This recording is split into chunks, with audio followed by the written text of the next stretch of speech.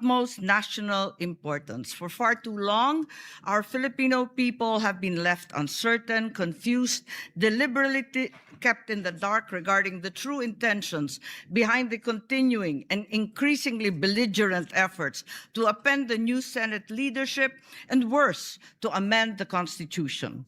The Filipino people deserve clarity. The Filipino people deserve honesty, and above all, the Filipino people deserve at least the truth.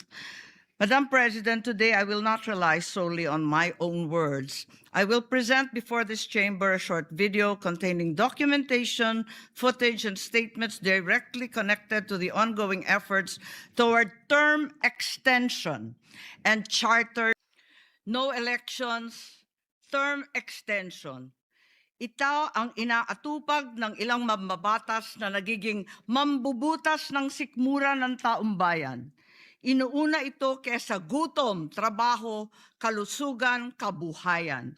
Gusto nilang pahabain ang paghihirap ng Pilipino, gusto ata nilang gumapang ang bayan sa dusa, gaya ng paggapang ng mga buhaya sa kaban ng bayan at konstitusyon. Ginoong Pangulo, Ginang Pangulo, hindi ko inaakalang aabot sa punto ng buhay ko na ako, isang Marcos, magtatanggol ng 1987 Constitution, isang saligang batas na isinulat laban sa aming pamilya.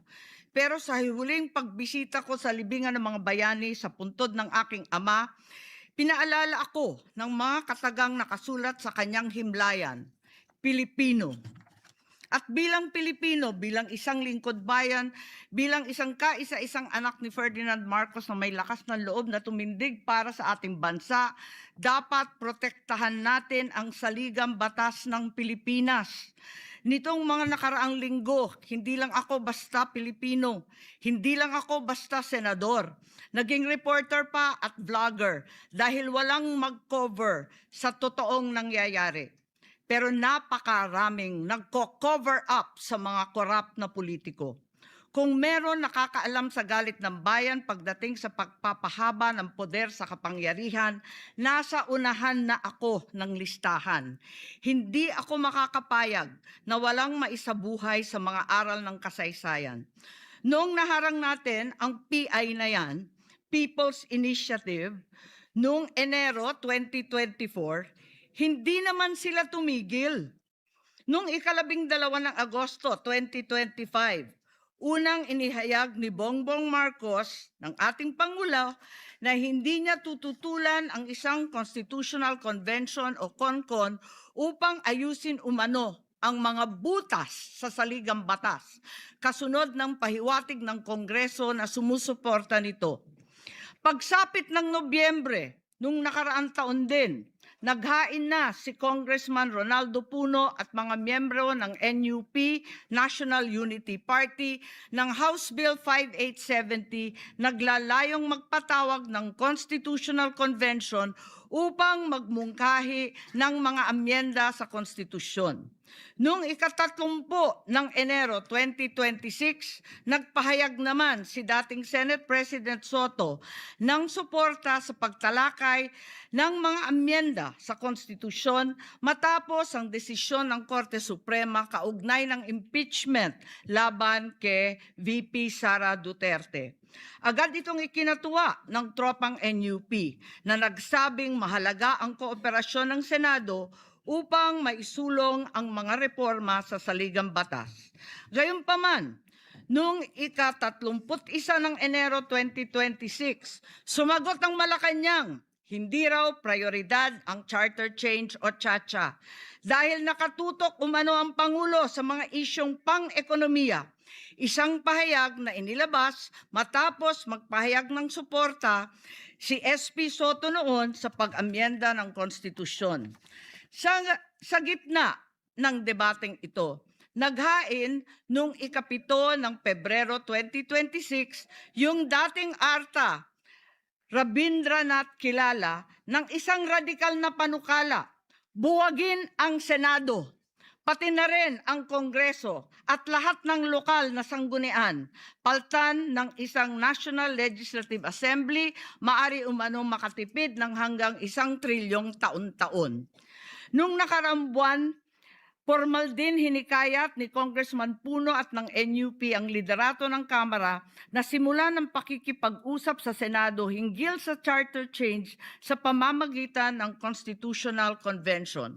Ginamit pa nila ang pagiging bukas ni SP Soto sa constitutional amendments bilang oportunidad para sa koordinasyon ng dalawang kapulungan. Sa huli, noong 14 ng Mayo 2026, mariing itinanggi ng Malacanang ang akusasyon ni Senate President Alan Peter Cayetano na sinusubukan ng palasyo pahinain ang Senado. Binigyan diin ng palasyo na hindi pinag-uusapan ng tsa-tsa at inulit ang pananaw ng Pangulo na hindi ang pag-amyenda ng saligang batas ang sagot sa kasalukuyang problema ng bansa. Ngunit hindi ito ang nangyayari sa labas ng palasyo. Ang NOEL at term extension ay buhay na buhay sa mga patay na patay sa kapangyarihan. Pagkat sa kasalukuyang ika-20, ika-20 Kongreso, maraming panukalang naglalayong baguhin ang konstitusyon. Mula sa House Bill 368 ni Congressman Abante, na nagsusulong ng CONCON hanggang sa resolution of both houses number 1 ni Congressman Garbin. Sinundan pa ng resolution of both houses number 2, naglalaman ng mungkahing ibaba sa 35 anyos ang minimum age requirement ng presidente at ang vice-presidente 30 ang edad.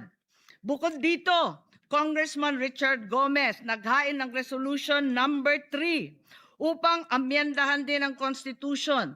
Meron pang resolution number 4, nagmumungkahi gawing 3 taon na lamang, 3 magkakasunod na termino ang panunungkulan ng mga senador.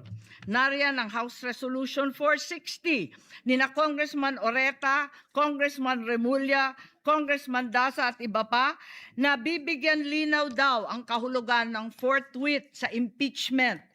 At mula noong Abril, habang hinihikayat ng mga congressman na bumoto sa impeachment, malakas ang ugong ng NOEL sa 2028. Lumutang na rin ang mga detalye.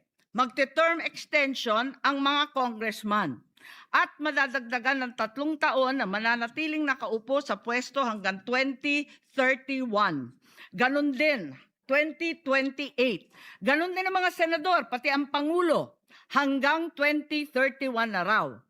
Kung may eleksyon man sa 2028, sa lokal na lang. Kaya, Visayas o Mindanao ka man, suportado ng iglesia o hindi, walang problema dahil walang eleksyon.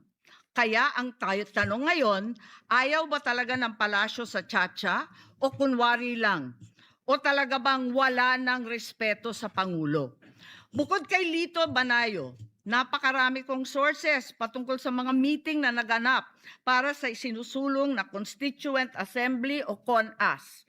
Mga kalipunan ng mga politikong hindi nananalo sa mga matataas na posisyon, inaambisyon nila. Kung hindi kayang manalo sa boto, baguhin na lang ang konstitusyon. Noon pa man, hindi ako naging hadlang sa pagbabago. Kumpara lamang sa ekonomiya at ikagiginhawa ng buhay ng Pilipino. Pero magagaling ang mga buwaya. Tahimik na gumagapang upang malamon pati ang konstitusyon. Kung nagsisinungaling ang mga nagsumbong sa akin, kung sasabihin kasinungalingan ang sinabi ko ngayon at ang pinalabas, hinihikayat ko ang mga senador ngayon sa ating bulwagan.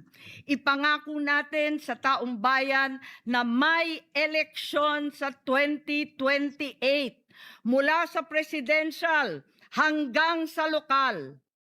At Madam President, magiging masaya akong mapatunayan na mali ako. Dahil ibig sabihin nun, mananalo ang tama. In the interest of time and that this chamber may proceed with its scheduled legislative business, I will not entertain any interpellations at this juncture and would rather allow the facts in the video as well as confronting this nation to resonate fully with this chamber and the Filipino people. I urge this body to look deeply into what we have witnessed today, act with vigilance, courage, and fidelity to the Constitution we swore to defend. Maraming salamat po.